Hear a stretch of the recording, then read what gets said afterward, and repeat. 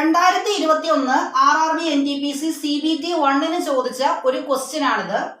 If P713 is divisible by 11, find the value of the smallest natural number P.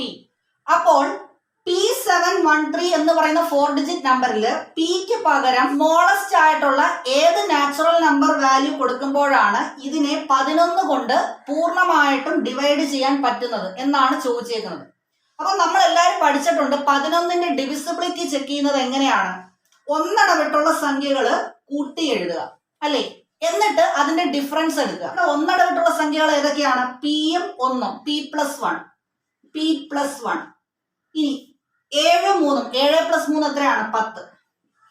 അപ്പോൾ ഈ 10ന്റെയും P+1ന്റെയും difference നിങ്ങൾ calculate ചെയ്യുമ്പോൾ നിങ്ങൾക്ക് കിട്ടേണ്ട ആൻസർ ഒന്നെങ്കിൽ 0 ആയിരിക്കണം, അല്ലെങ്കിൽ 11 ആയിരിക്കണം.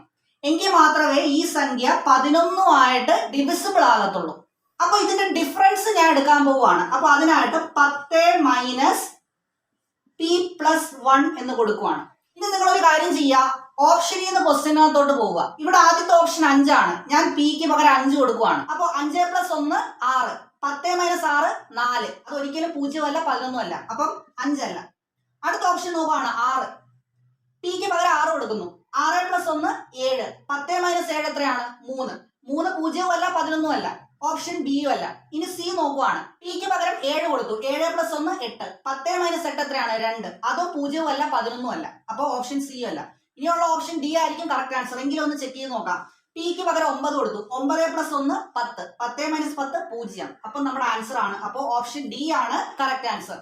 അപ്പൊ Pക്ക് പകരം ഞാൻ കൊടുക്കേണ്ട സംഖ്യ ഏതാണ്? 9 ആണ്. അപ്പൊ നമ്മുടെ 4 ഡിജിറ്റ് 9713 എന്നാണ്.